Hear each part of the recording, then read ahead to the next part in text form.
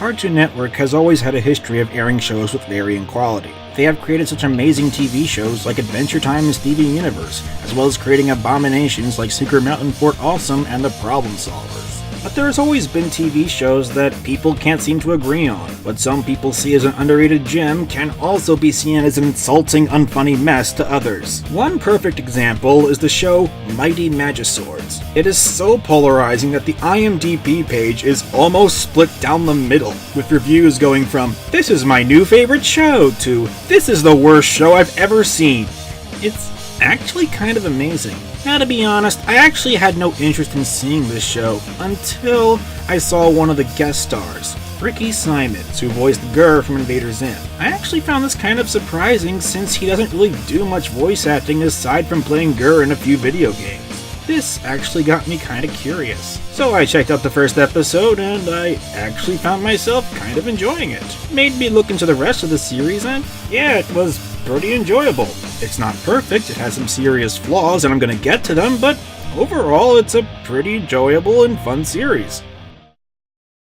The show is about two sibling mercenaries named Vamber and Brihias Warrior. They go on adventures all over Lisferia in order to earn money to buy Magiswords. Magiswords are a special kind of sword that can do almost anything depending on the sword. For example, there are swords that can summon objects like food and puppies, as well as some that can act like household appliances. There are even some that are alive. And whenever they use them, there is always an announcer that calls out the sword's name. Bag of snakes, Magisword! Celery, Magisword! Snapper, Magisword! Dolphin, Magisword! Dolphin hug! I actually do like the collectible sword concept. It is simple enough for kids to understand, yet it could also lead to some creative fight scenes. Super teamwork combo! Mama bye-bye!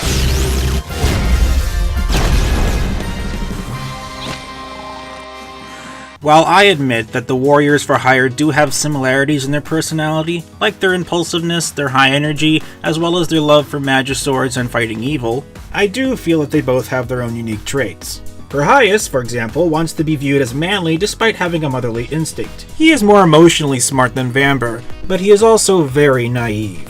Vamber speaks with a British accent, which she got from reading her favorite book series, Veronica Victorious. She feels that she's smarter and more proper than Brihias. She also tends to think more logically about her situation, but she's not above acting childlike. She also has a hatred for pants and tends to argue with her own brain. Then there's Grubb, the roommate/mascot. His main role in the series is just to be adorable. He also has a job as a level 1 cave monster. I like this. It's like imagining Bowser's minions having a conversation by the water cooler. So, how's work been going? Just another day of getting squashed by Mario.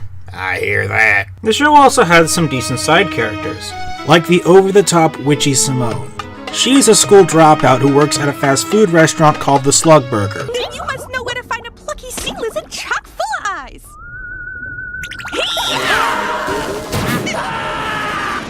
You salty little fish stick, I know you're a fibby. There is also Nawville, a socially awkward bookstore owner who has a crush on Vamber. Oh, yes, absolutely. Here you go, Mr. Gatto, your highness, sir. I mean, not your highness. Why did I say that? Oh, talking is hard. Other examples include a princess who speaks like a Cardassian, a rare food enthusiast, a rich magician who appears out of nowhere, a mysterious hooded woman who is literally called Mysterious Hooded Woman, a Magisword salesman who is voiced by Plankton, a warrior rabbit named Hoppus, the king of the dinosaur kingdom, Old Man Oldman, Manfish the Fishman, Brihias' evil doppelganger, and Phil the Pilferer, a kleptomaniac who speaks in the third person.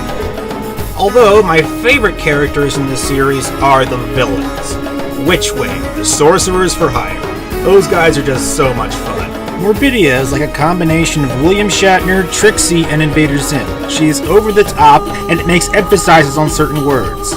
They will suffer by my petty revenge for such clientele favor. Her partner is a cat sorcerer named Gatto, voiced by Aaron Hansen from the Game Grumps. On a side note, his co-star Danny sings the Mighty Magisword theme song. They have special tools for which they are fools. Gatto speaks like George Takei and has a habit of repeating a word from a sentence that has already been spoken. Which way? For superior sorcery services. Though that being said, he does have his own distinct character, and he makes for a good foil for Morbidia's over-the-top personality.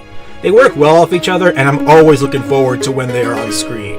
Perhaps if you could wrap your their tiny brains around this simple fact, there'd be more business for Warriors for hire! I wish to do business with you! maximum hits. Back up here. Probably the biggest drawback for the series is the pacing. It's just way too fast. It's like if Pinkie Pie drank 6 Red Bulls. In fact, there is an episode that retells the entire plot of Space Jam. A full-length movie condensed to an 11-minute episode. And due to the fast pacing, there are times where it gets hard to follow what's going on. There are times when they spend a minute in one place, but then the next minute they're someplace else. Even the dialogue is pretty fast-paced. Well, if we can't do anything in here, maybe we should go outside and goof around with our Magiswords. And what a splendid day for it, too. There's not a cloud in the sky. And because of the fast pacing, we don't really get a chance to acknowledge the interesting art style, the creative action scenes, or the jokes. It's a shame because the jokes for the most part are actually pretty funny, and sometimes even hilarious. Oh, Amber, you look cute as kitten pie. But I don't like eating kittens. But it feels like they're trying to fit in too many jokes at once. I'll never understand where they get the budget for all of this. I don't know how this is profitable for anyone. Though to be fair, the series itself was originally a 3 to 5 minute mobile series. Therefore, the fast pacing did make sense, but this is a full-length TV show, and I feel like we need some room to breathe. And like I said earlier, there are times when a joke does not work, but that's usually when they do movie references or when they try to explain a joke. You have a ham nose. It's funny because it's true. Though to be fair, there are moments where that does come out as being pretty funny. Hey, look, pirates. Who could have predicted? These are the same pirates, aren't they? One thing I do like about this show is that it has good continuity. However, that can sometimes work against it. A lot of times, the show makes reference to events that happened during the mobile series, which can be pretty confusing for new watchers. For example, Prohias' evil doppelganger Nohias was first introduced in the mobile series. He would have a small cameo in an early episode of the main series, but wouldn't really be focused on until much later. However, I do like the fact that this does mean we get continuity and character growth. And I am a fan of interconnecting plot lines because it tells a story. And the series does have good world building and good attention to detail. It is not perfect. There are some times where they mention something that doesn't make its debut into a later episode, so there are a few times where it can get confusing as the time placement for the episodes. But it is good that they're going through the Have we not wrestled with dinosaurs and survived? Triumphantly. Have we not faced sorcerers, giant spiders, and robo-piggies, and lived to tell the tale? True that. As it stands right now, Mighty Magisword is a fun, guilty pleasure series that has the potential to become better than what it is now.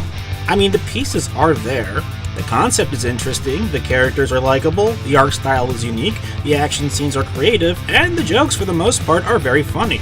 The only real problem is the fast pacing.